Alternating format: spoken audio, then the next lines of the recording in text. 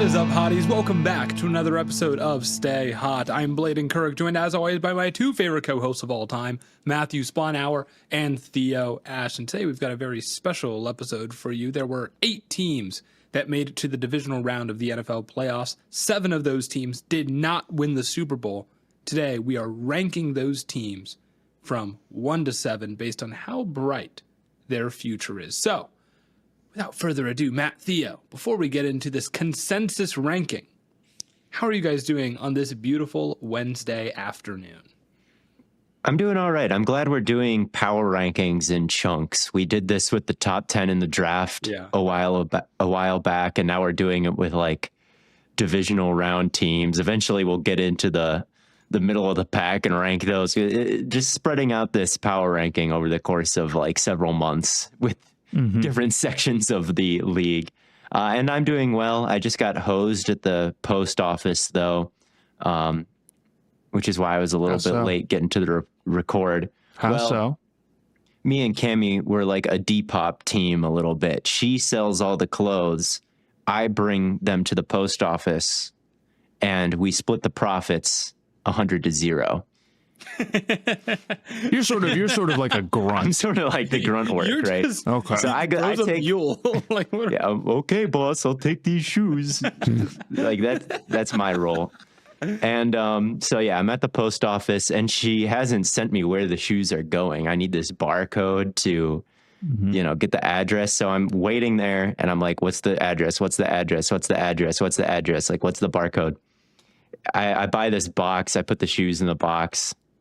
She sends me the barcode. I learn that I can't use a barcode with the specific box that I bought. I'm like, okay, fine. I'll buy a different box, and then we can use the barcode and print out a sticker or whatever. So I hop out of line. I get a different box. A guy with literally Santa Claus comes to town in my post office and starts sending out his bag to every human on the planet. That's who I hop behind in line after getting kicked out. And then I'm like, okay, whatever. And then like he's done with his stuff, and then the cashier goes to lunch. So I'm like, come on, bro. Please. That's awesome. I'm not getting paid for this. I get 0% royalty from these shoes. So that's how I got posed at the post office. That's tough, man. Not Theo's fault. It wasn't my fault. I did everything I could do. I mean, I pushed it a little closer to the record. Like it was half an hour before 2. And I was like, it's a 6-minute drive to the post office. So I'm like, yeah, it's not going to be anybody there. Like it's the middle of a weekday. So I should be able to drive there, just print the barcode and go, basically. Nope, no such luck. And anyway. If there's one thing about the post office and the BMV, like it doesn't matter when you go, it will always be busy. Every single time. Like, I guess so. It's a lock, man. I've been in and out of there before. That's why I felt comfortable. I was like, 30 minutes, I can get in and out of there in 30 minutes. But I guess those rules don't apply when you actually have like a hard deadline to be back by. Exactly. When you have something to be at where it's like, oh yeah, let me run to the post office real quick. That is when it's going to be the busiest. Same thing with red lights. You're always going to hit a red light whenever you have to be somewhere. But yep, Matt, it's a fact. How you hanging in there? I'm all right. I recently ordered a GPS for my car so that I don't have to take my phone with me places that I don't know how to get to. I also have it's a great purchase, a standalone alarm clock and an MP3 player. Do you see how my screen time will be in the seconds by the end of 2025? Do you see my game plan? That's going to be what saves your screen time. Screen time speed run, 30 seconds, nice. You get a video recorded, a minute-long video in 30 seconds. Nice. You're doubting my strategy, Blaiden? I'm just saying, man, like, your job is content creator. It's going to be it doesn't mean that it can't be. So I shouldn't try, so I should give up. Yeah, you should. I should just go buy some cigarettes now. It's over. I agree. Right, you're right. No, you convinced me, and I won't try to get better at anything anymore. What was I thinking? No, it is tough. I just think that like once you get on your phone for the day, then you're on your phone. But if you don't wake up by it and you just go start doing your stuff, you really don't want to be on it that bad. But the second I'm looking at it, even if it's just for like directions or something, then it's like, well, I might as well look at Twitter. I might as well look at TikTok. So yeah, okay. I'm trying to like reverse engineer. You know, like Steve Jobs when he did his like initial presentation of the iPhone, he's like, we have 3 products coming out. It's an MP3 player, a cell phone, and then it's like that, whatever the third one was. And then it all comes together. It's like, oh, it's the same thing. Yeah. I need a bunch of different things that do all like the essential stuff my phone does separately. You could also just delete Twitter. Yeah, but like that's like part of my job. And same with TikTok. I can't delete TikTok, and I'll just waste more time on TikTok. Then do you have the Screens In app? I've been clicking through my screen time limiter thing for years. It hasn't made a single difference. Here's what you could do, Matt. You could delete TikTok and Twitter, and then the only time that you post is if you're like sitting at your computer. But I don't have like, it would be a totally different way of recording. Yeah, like TikTok. you can't delete TikTok, but you can delete. I have Twitter off of my phone. Because if you delete TikTok, you're not getting it back. Yes, but that's true. You guys actually just tried to sabotage me by telling me to delete TikTok. No, Blaiden did. I'm saying you can delete Twitter from your phone and just go on it on your desktop, and then that will cut down on the screen time. Is what I was getting at. That's true. It's true. But you can do whatever the fuck you want, man. Like don't care. Actually, it doesn't affect my life whatsoever right. what you do. So you can listen to me or not. You can. You can listen to me. You could listen to Theo. You could listen to your inner voice. You're your own person. I'm evaluating my own patterns and habits and then adjusting accordingly. Who up evaluating their own patterns and habits and adjusting accordingly? I am. Me. Who else other than... Do we want to get into some football? Not really. Not really. It's over. Football is over, man. Like that's true. It's over. Let's just talk about shenanigans, man.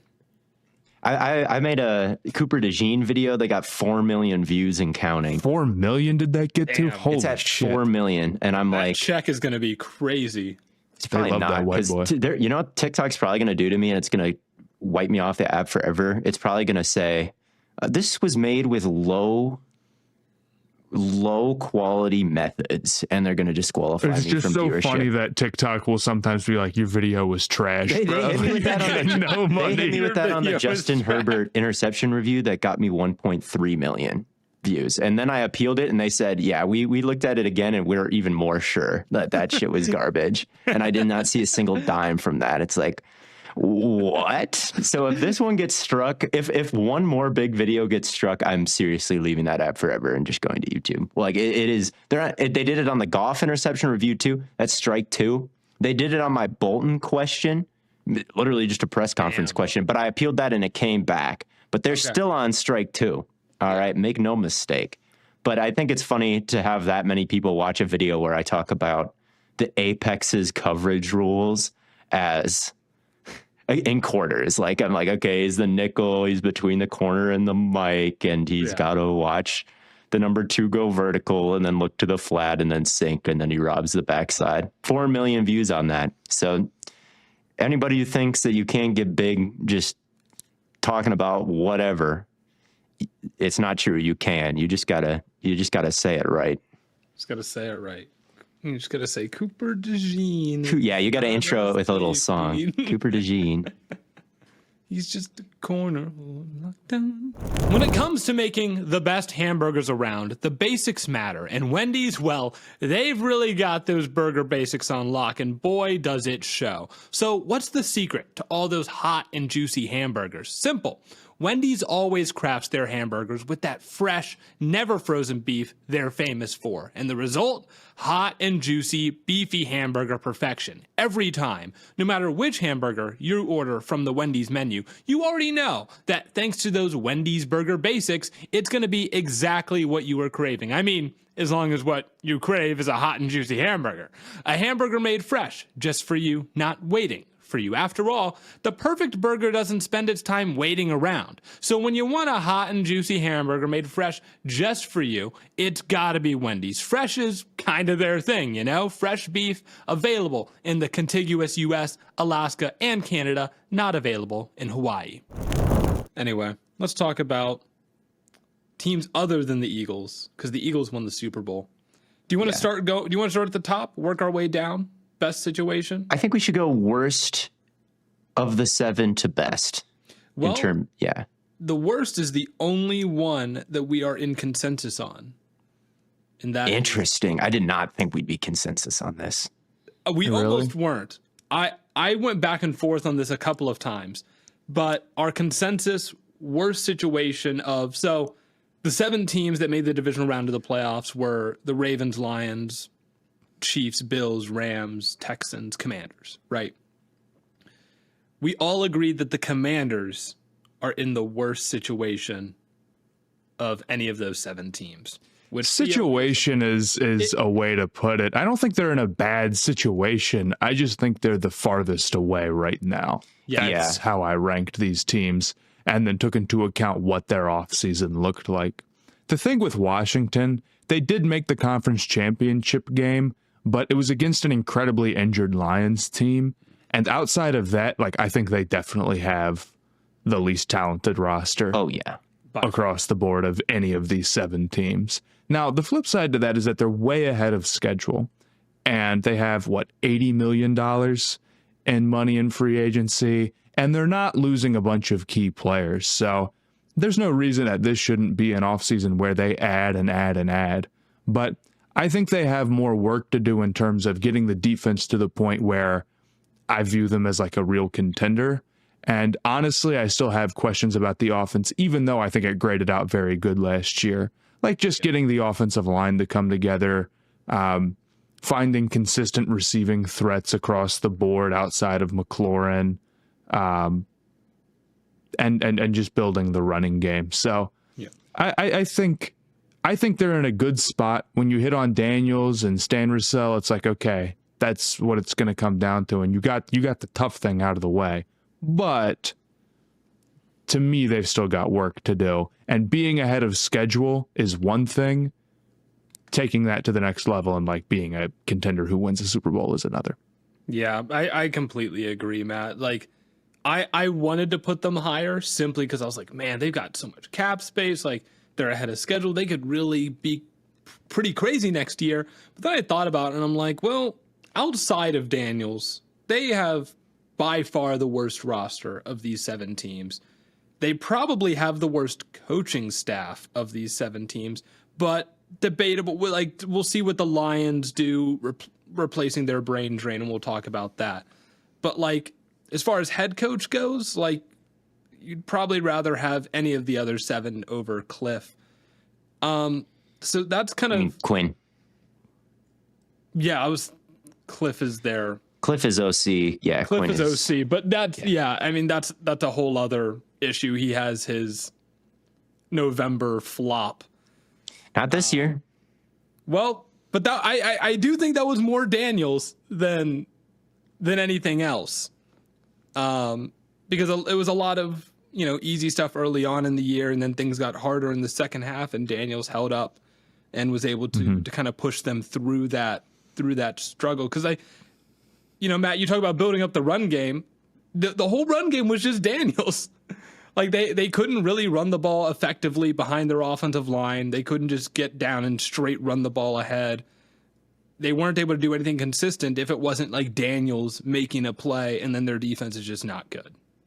So yeah, and they've got a lot of key free agents. I mean, they have a lot of money, but really, a lot of these dudes were kind of key in a certain way. I mean, McLaurin isn't a free agent, Daniels isn't a free agent, but those are kind of your only 2 cornerstones on the roster these days. Like Wagner is a free agent. Chin is a free agent. Ertz is a free agent. Their starting nickel, Igbenogany, is a free agent. Both their Browns as wide receivers. That kind of sounds bad, but both of the Browns, Noah and Diami, are free agents too. Zacchaeus is a free agent. St. Just is a free agent. So, those aren't irreplaceable guys. Those were part of a big blitz of free agents that they brought in last offseason as they spent all their money. And, a lot of them hit, but now a lot of them are out the door. They were drafted a while ago. And so that's a lot of glue guys to kind of replace. And like you mentioned, Blaiden, as far as cornerstones go, they have the fewest of any of these teams by far, I think. Like outside of Daniels and McLaurin, like who would you? Cosme, maybe you could say. Biotish, their center last year. Yeah, there are some other guys. But when you think about going to the Super Bowl and, all the stars that are on these podiums, the Eagles can go band for band. Like you got to go band for band with the Eagles, right? Or you think about the 49ers who have made it recently, or the Eagles team from a couple years ago, or the Chiefs. Yeah, you're absolutely right. Yeah, it's a lot more firepower. So they've still got a long way to go in terms of just overall, high-end talent. And they've got some glue guys that they're going to have to make decisions on. And they just raced out a bit ahead of schedule here, I think, and they're prime candidates to regress. I remember talking last offseason about C.J. Stroud and how I read this Harvard study about how quarterbacks are prone to sophomore slumping. Like they statistically proved, Baker, he didn't have the greatest second year. Like RG3, I know there was injuries there. I can't remember everybody they named in this study, but if you have a crazy statistical outlier rookie year, it means you're promising long term, but it doesn't always mean that your second year is going to be better than your first. And with Stroud, I remember last year it was tough to believe because it's like, man, you got Diggs and Nico Collins is really coming along and he's just so good. Like, how could we possibly imagine him taking a step back? And it seemed like there was meat on the bone statistically to even get better, but he still did sophomore slump statistically. His second year was not as good as his first. So now I'm looking at Daniels here, and he had such a great first year, right? But it definitely doesn't mean that he's guaranteed to surpass what he did, or even that this level is going to hold as they try to, rebuild the line a little bit and rebuild the receiving core. And yeah, they need a good amount of everything. They need a good amount of everything. Yeah, they need a good amount of everything still. And there's tape on them now. And there's tape on him now. To be clear, when we're looking at something like this, we're not predicting what their offseason will look like. If Washington goes out and has the best offseason of any of these seven, they trade for Garrett with the assets that they have to work with, they could be, way, way higher on the list in terms of our favorites. I might take... Honestly, I would probably take my 7th ranked team with the best off season of the 7 over my 1st ranked team with the worst. I think there's a decent chance that that's the case, or at least it would be close. So, it's up in the air. It's not a prediction on where they'll be, but they've got still a lot more things to get right than everybody else. Yeah, for sure. For sure. They've got the most to do. Now maybe they'll do the most, but they've got the most to do. Right. Yep. So that's Washington sitting here at 7. And at number 6, we have the L.A. Rams. Puka Nacua. He meets Luka Doncic. And they're hanging out with LeBron. But they're still ranked 6. They're still ranked 6th, which I guess LeBron doesn't carry that much weight then for this Rams team, even though they're both in LA. I'm assuming you guys kind of had the same justification that I did, where it's they've got the good quarterback, but he's old. Might be there. Looks like they're going to lose Cooper Kupp, and so you're going to have to fill some void at receiver there as well. The offensive line could probably still use some work. The secondary could probably still use some work, even though we love the defensive line right now. Does that kind of cover it? Yeah, they're good. They took the Eagles to the brink. I really thought they were going to drive down and win that game until Jalen Carter went berserker mode on Bo Limmer in the middle of the defense there. So center at the top of the wish list for them. And if they had that, maybe they'd be in the Super Bowl. But it's still, a lot of glue guys that are leaving for them. Kind of the same thing as Washington, where it's like at the very top, you love their talent. Nakua is a top 5 wide receiver in the league, probably, like versus and Turner, and their front four can get the pressure just rushing 4, which you need. They have Stafford, like all that is there. They have McVay, but then a lot of really important stuff. They got a lot of really important things, but then you start to go like, again, I'm imagining, okay, if they were in the Super Bowl, who would be at these podiums? Like, who are their like 10 best guys? And I start to go down the list after kind of the first 5, and I'm like, Higbee, Witherspoon, like Byron Young, like it's good, but it's not great, And they've got a lot of glue guys who are free agents as well. Obviously, Kupp has just demanded a trade, but also, Robinson and Atwell are wide receivers who are hitting free agency. Bobby Brown the third is hitting free agency. Witherspoon is hitting free agency. Alaric Jackson, Noteboom, Roseboom, Michael Hoyt. So those are, like, again, no super duper stars there outside of maybe Kupp, but a lot of guys who are important to their overall aspiration, and they could probably use a little bit more high-end talent, and Stafford is old. But they have some really key pieces, and they were almost there. Yeah, and I kind of just believe, and not that we're taking in this to account, I kind of believe in their front office in general, obviously, and just their total process. So if I was picking one team to take over for next year, yeah, they'd be at 6. Overall, they might be at 7 just because of Stafford's age compared to Daniels. I really do love their stars. You could argue that quarterback, top wide receiver, 4 that can get pressure is like your 1, 2, 3 of important things combined with a great coach. I mean, that might be your 4 right there. And while they do have a lot of guys who are hitting free agency, if they don't bring back Tutu Atwell, like how much is it going to cost to bring back Tutu Atwell? And it's like, is that irreplaceable? Definitely. And they're a team that, like, is aggressive going after stars and might make a big splash in free agency with the money that they have. So I'm interested to see what they do. They're a team that could have fallen off the face of the earth entirely after their Super Bowl win. In fact, it seemed like that was the strategy. Instead, they haven't. So they deserve a lot of credit. But I agree, I had them at 6. Yeah, I think they're kind of close to Washington in terms of this like 6-7 range here. But I think the one thing that did put them over for me was McVay. Like that is such a superpower to have, such a great coach. It just, that's probably the main thing that's kept them alive through that and having Stafford continue to play as well as he has. But yeah, it just helps so much when your coach is that good. When you've got a taste of winning, it's kind of easier to go back, I think. And, McVay and Shanahan and LaFleur, all of those guys have been in the NFC Championship game so many times that, and even when the Rams are, way weaker than the Eagles, you still see them knocking on the doorstep, and that's super impressive. So yeah, it feels like they always are. They always are, and they're 6, but it's a tough 6. I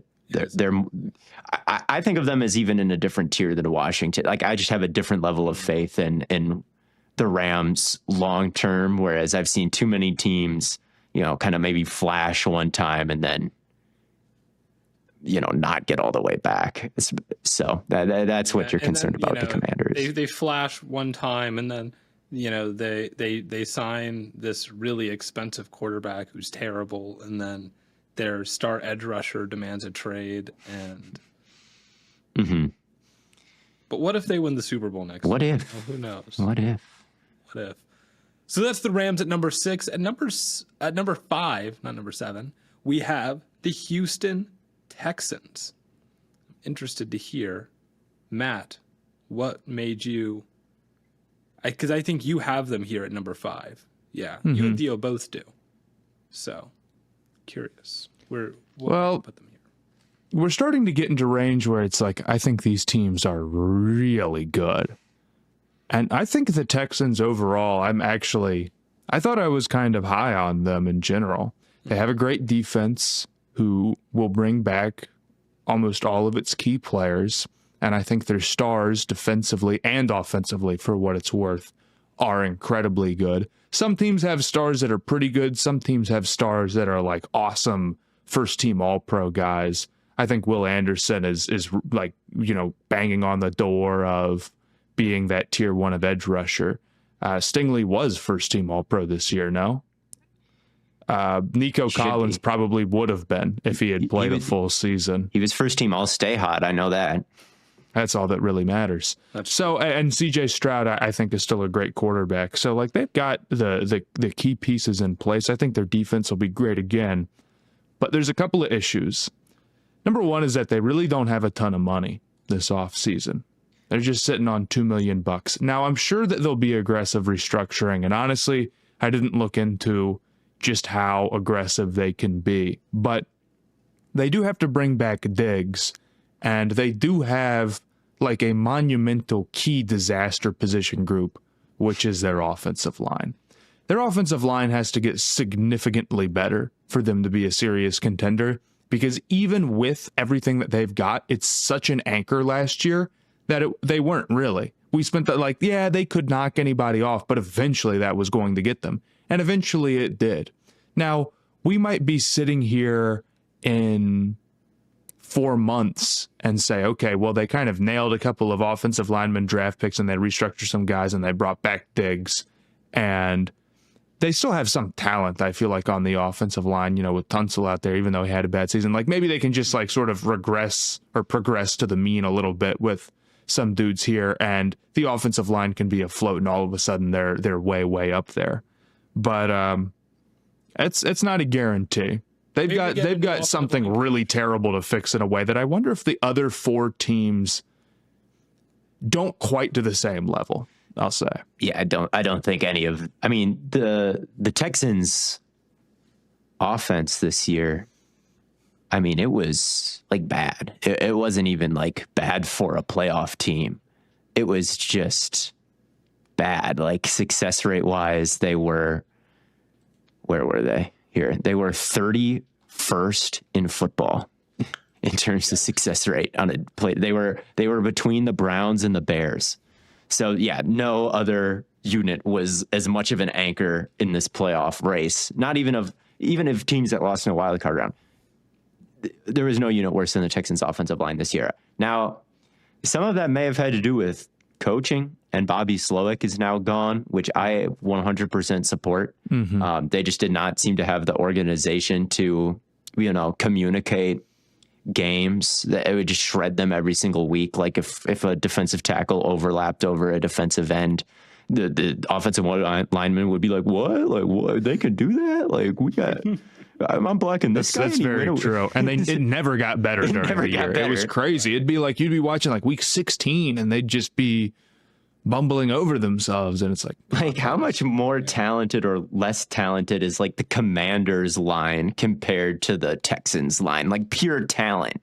It's not like that big of a difference, but the protection plans were that big of a difference. So it's like maybe they can get a lot better fast with that and some a talent infusion, obviously, and not they don't have a ton of money, but there's not like some super expensive guard out there that they'll miss out on. It's not like those guys demand a ton of money that they'll restructure and open it up, but it's still a massive weakness. We're talking about a team that has to go from the basement to the top of the league in terms of offensive output, but it is more possible than maybe it sounds because of injuries that they faced this season and just poor coaching and, there's nowhere to go but up. And when you've got Stroud plus this defense, there's a lot of stuff that you kind of think of like the Eagles, like, they can play with their 2 high shells maybe and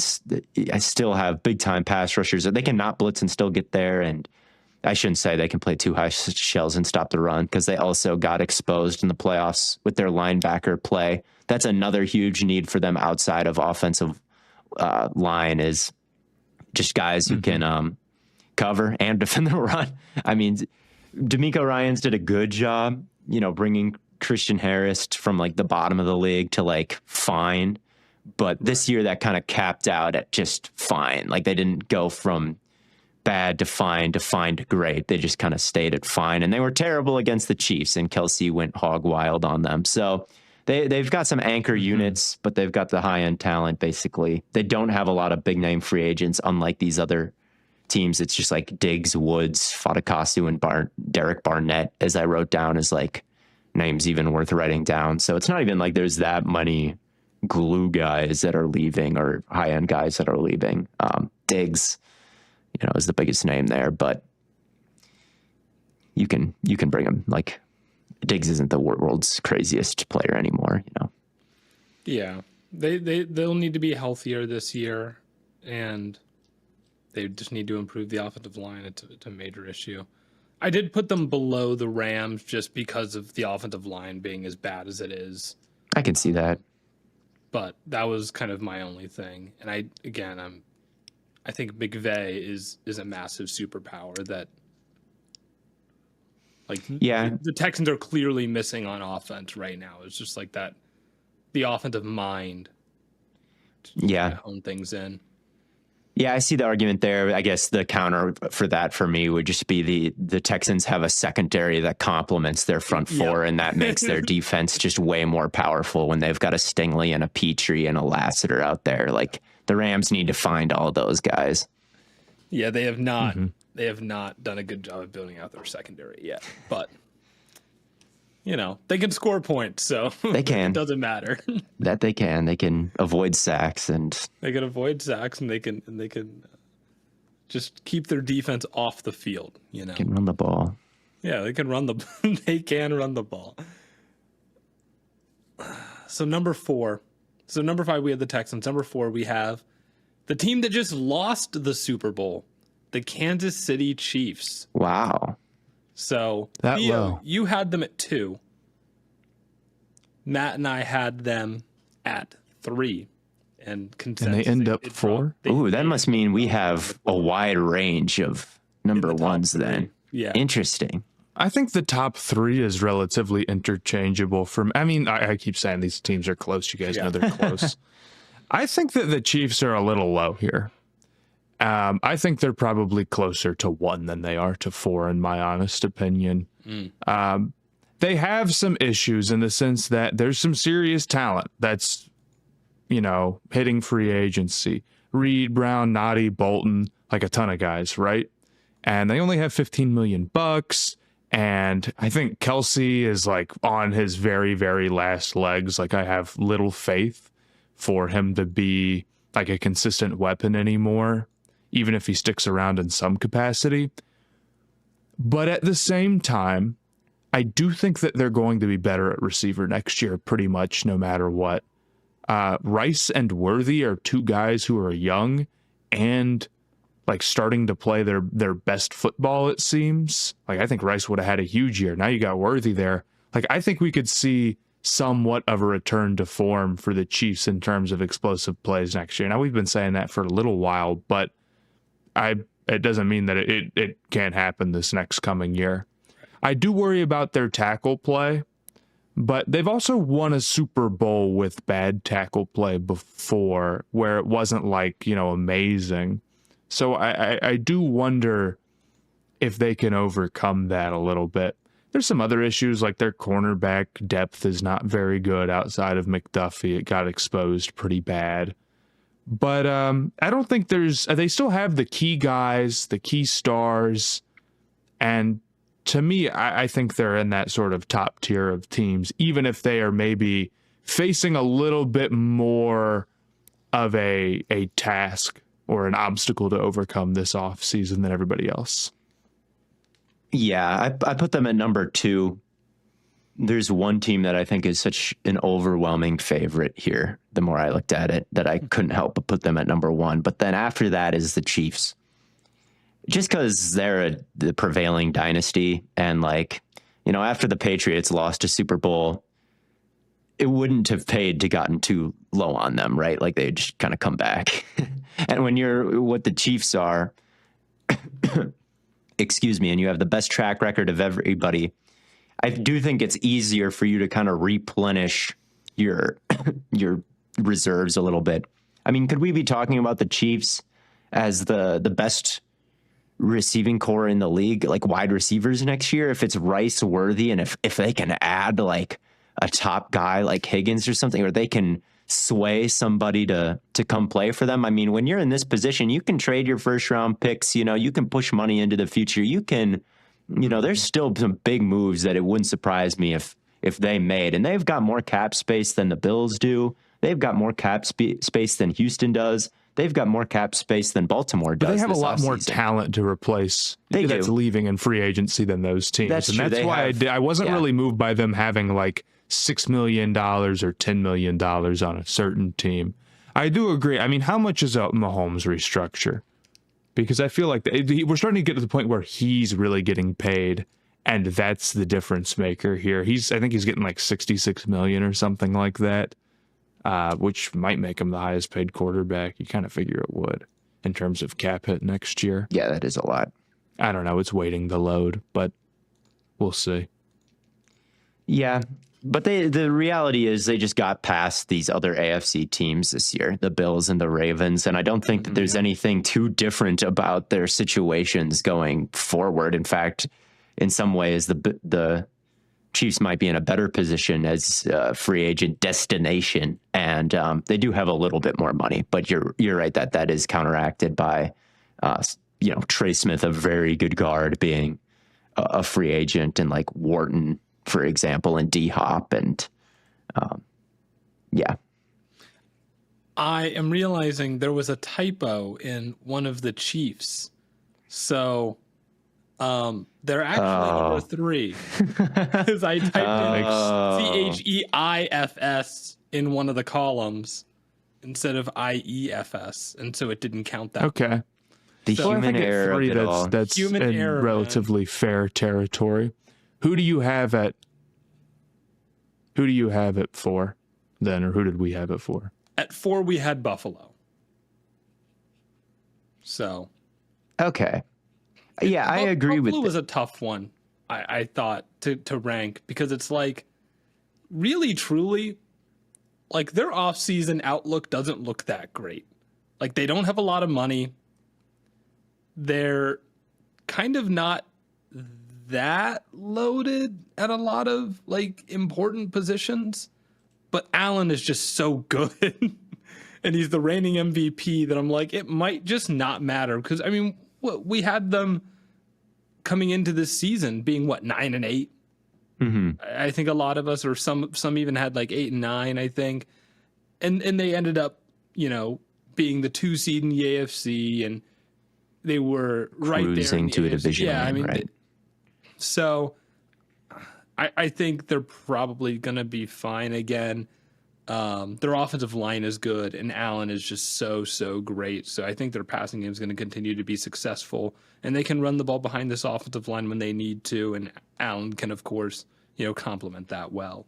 So I don't know if it's going to be that big of an issue with kind of all, like they like their biggest issue is they just like don't have a lot of cap space right now. Yeah, I don't disagree. I had them at 2, but I could see them a little bit lower than that, if I'm being honest. I guess from a defensive talent standpoint, it feels like they might need to add, and they're probably in the worst position of any team to add here. Yeah. Whereas maybe like a Lions, we haven't said yet, have a bunch of money. Or the Ravens have a defense that in the back half of the year was awesome, and they might just need like one final little piece and some good Lamar games. So I can get behind where the consensus pulled them to. Yeah, I had them at 4, mostly just because of that defense and how much work needs to be done there in the playoffs. That secondary was really getting picked on, and obviously Benford went out with a concussion, and that was very scary. But Rasul Douglas is a free agent for them. They probably could use. They'll need a new safety.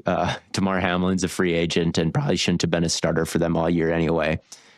And their pass rush was middle of the pack this year, even with Ed Oliver, even with Greg Rousseau, even with Von Miller, who they gave all this money to, and it just hasn't quite worked out. And when you look at kind of both of those units combined, it's not bad. Like those are both like it's a good secondary, I'd say, and it's a good front seven. Like I don't dislike it, but there's nothing that really tips the scales into something that is over. Like the Texans have Stingley and this edge duo and all those guys that we just mentioned, right? So it's easy for them to be a unit or envision them as a unit that can really, really cause matchup problems when it's the AFC Championship game, whoever they're facing. And this Bills defense, it's good, but are they going to be the predators or prey in, January? And I just feel like that to me is what's holding them back, where it's like, I think they need to add some real alphas to that defense and they would be the ideal spot for like a Myles Garrett, because this would turn it all around. But who do they have that really like dictates what the offense can do instead of just like this kind of array of like pretty good players, that can. You have to wonder, is their defense good more because of scheme? And it's like they've got guys in the right spot. Is it a good playoff defense? It's a good radio. There's plenty of teams that struggle against like Ed Oliver and Greg Rousseau and Benford and Douglas and these guys. Like there's a lot of teams that don't have that kind of offensive talent. But once you get into the playoffs, like there needs to be a bit more, it feels like. And for them, it's hard. It's kind of a hard last piece to add. The Chiefs have Chris Jones. The Ravens have Kyle Hamilton and Roquan Smith. They just found these. Who can the Bills find to kind of match that? And I get the Bills beat the Ravens, but you play that game a bunch of times, and I just don't know if that's the outcome I'd bet on all the time. Right. So they're in a good spot with Allen, the MVP. The trenches are good. James Cook is sick. Keon Coleman was looking good for a point and then hurt his wrist, and then we'll see where the wide receiving core shakes out. But that's another thing you're just kind of hoping on. Like they just don't have a lot of resources. They're negative 14 in the hole in terms of cap space.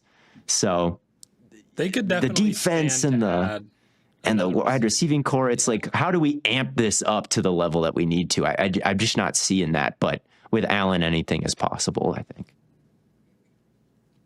Absolutely. So just to clarify, because I know for the listeners it might be a little bit confusing there, the Bills were our number 4. The Chiefs were our number 3. There was a typo on my end. So then our number 2 team, there are 2 teams left here. Drum roll, please. Number 2 is the Detroit Lions. Theo, I know you have them at number 1. I thought that was easy. That is easy. Do not. Why did you think it was easy to have the Lions at 1? They have incredible brain drain. Brain drain.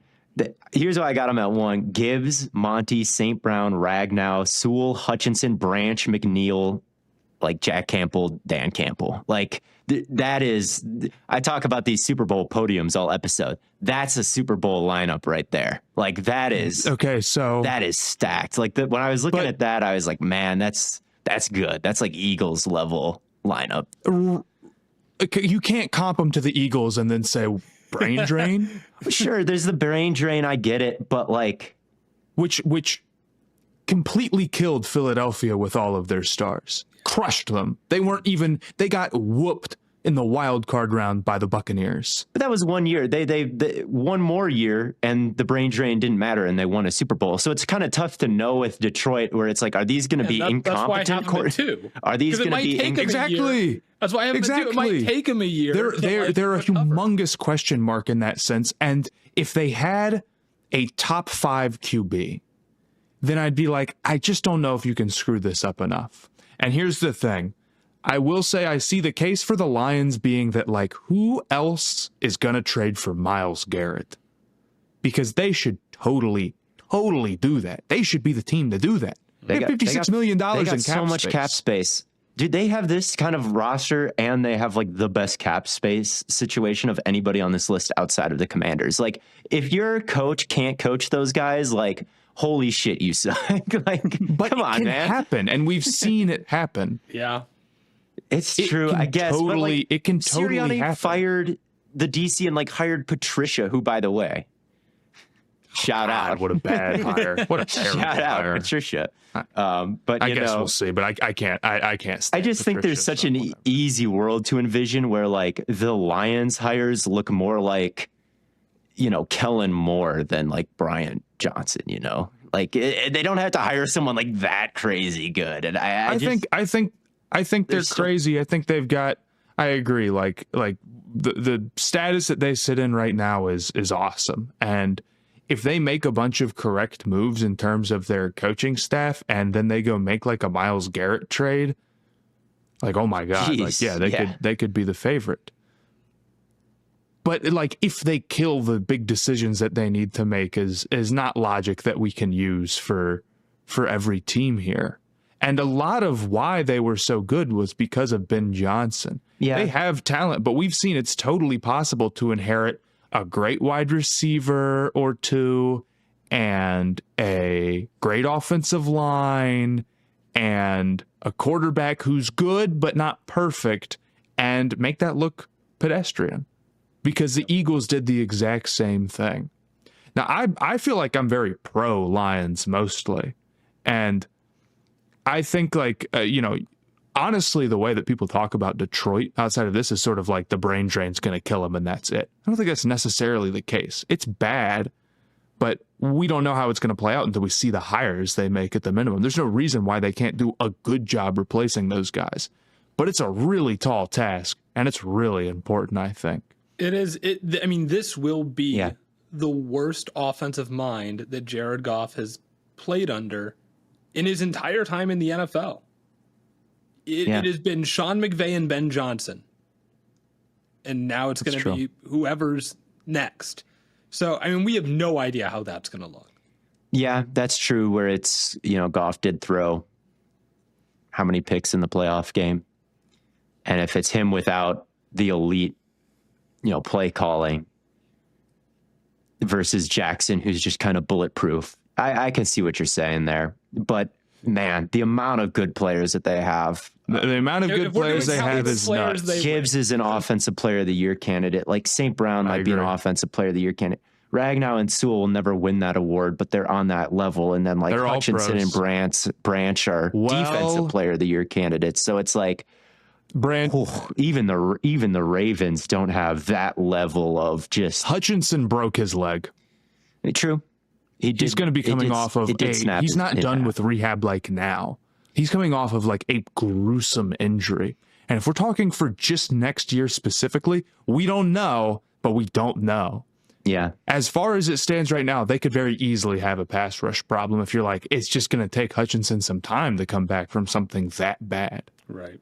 I think so there's a few things there. I think I see the case for them at 1. And honestly, because we have the Ravens at 1, the reason why I favor Baltimore a little bit more is like, okay, their run game is awesome. They have a guy who could have won MVP very easily, depending on how the voters swayed at quarterback. Yeah. Their defense down the stretch was awesome. And while they've got a couple of free agents out there, like if they get aggressive, they can have room to do more, which they should be aggressive, obviously. Mm-hmm. But at the same time, I think the argument against having the Ravens at 1 is that Lamar hasn't really been good in the playoffs yet. So if Goff is what's holding back the Lions mostly, or part of what's holding back the Lions, then it's like, how could you have Baltimore over them? I'm seeing that argument now that we're talking about it.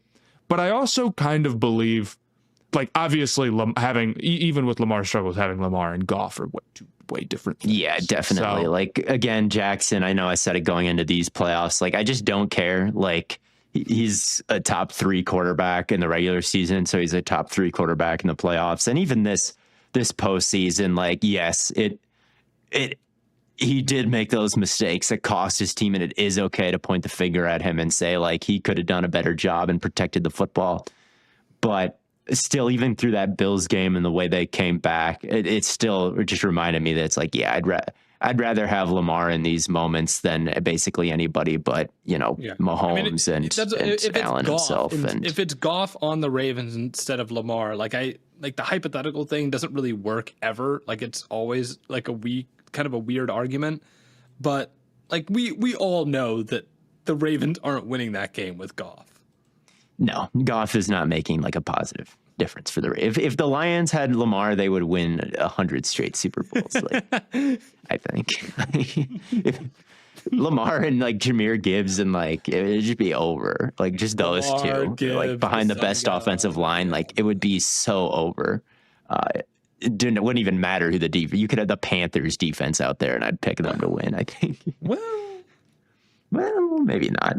Well, Lamar would be Travis Hunter, maybe, but I'd still pick him. Lamar out there playing safety to. They do have issues though. They do need, I think, help at edge. Definitely pass rush. I still would like to see them bring in like another weapon. If I'm being honest, I always want to see them add to that passing attack if you can. But it's not as dire as it once was. Bateman Hive, we held strong, and now it's not looking so bad. Wallace breakout. Wallace is a free agent, I think. They also have the biggest free agent probably of any of these contenders, I'd say, in Ronnie Stanley. So, but they might. I would probably be aggressive trying to bring him back instead of trying to run this back with like no. I'd be pretty surprised. The thing is that I feel like they don't have a lot of other key guys outside of that. So just one dude is something that you can definitely deal with. Yeah, Darius Washington's a big one. He was so great for them that he could demand he might want to test free agency if he can. So that's another big one. And then they need a linebacker next to Smith because Trenton Simpson didn't work and Board is a free agent too. So. Chris Board, not a crazy name, but like he was kind of solid when they've got. I mean, obviously they're not like no team is sitting out here perfect through all 11 positions on both ends. Well, I just feel like most of their Philadelphia. Yeah, I mean it's pretty damn close, but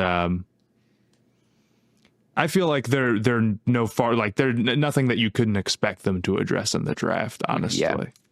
And again, it's just you look at the units as a whole. The defense was great down the stretch, and their offense has serious juice in both the run and the passing game. So I like them at 1. I can see the Lions at 1. I like our list overall. I think the consensus has brought it together. I think the consensus as it so often does. If I were the Ravens, I would be going after Zach Bond like my life depends on it.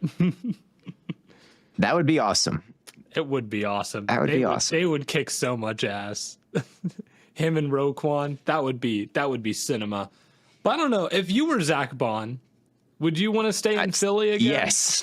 Yes, I would want to stay in Philly. That's what I was thinking. Cap space does Philly have? If he leaves in free agency, man, I haven't even really considered this as even a possibility just because, I don't know, I haven't been looking ahead to free agency so much, and he just seems too important for them. Like, he seriously could have won Defensive Player of the Year this year. Like, he was just... Outside of the fact that he's an off-ball linebacker and, like, just doesn't have the hype that you need building to get that done. I think... And he's Zach Bond, right? Like, people just don't realize that this free agent from the Saints is, like, more than just a fun story, but, like, actually somebody who's playing at, like, the highest possible defensive level, which he was. If he plays at this level again next year, I think he could get some real depoy traction. I do. It could be done because now it's like he'd have to get a massive contract, and then he'd get a lot of credit for maybe being the best defensive player on a defense that just won the Super Bowl. Yeah, now that he's established himself, I think he'd have a better chance. I mean, I'm sure he hardly got even any votes for Defensive Player of the Year. To me, it's like a couple. Garrett, Bond, and Surtain were all very deserving candidates to me this year. Surtain happened to win. I'm sure Bond was third out of those 3, but Benito. He would be too, but he'd be a great player to hit free agency. Like, it would be weird to let him go. I think the Eagles can better than T. Higgins. They've got $24 million right now. I don't know who all they will be losing this year. Mekhi Becton, Zach Bond, Josh Sweat, and Milton Williams are the big ones. So some serious names, but depending on how aggressive they are, it's not unworkable. It's not an unworkable position at all. And they're going to bring back Bond, I'd bet. People might take pay cuts to stay with them and try to run it back too. Like, when you just win the Super Bowl, that's the biggest benefit is like, you get to blow out your opponent in the Super Bowl, I'd try and run it back, dude. Yeah, like, some guys might be more willing to say, like, I can sign for $16 million here or $19 million on the Panthers. I think I'd rather. What's up Panthers with you, bro? strays None of in these guys are going to be 15 minutes Packers. is I'm going to see how many I can get into a single episode one of these days. All right. 2 Panthers strays. Not even 15. That was like 5 minutes apart, man. That was crazy. That ain't right. They'll look at Miles Sanders and say, do I want to be him or do I want to be not him? And then they'd realize that donning the black and blue means a little more than winning. And if that's a sacrifice they have to make, then they'll do just that. They'd be charmed by Charlotte when they touch down. They'll realize The Bryce is plane lands. due. They're like, there's just so much The character Panthers are here. due. The Panthers. Bryce is due? Is that what you said?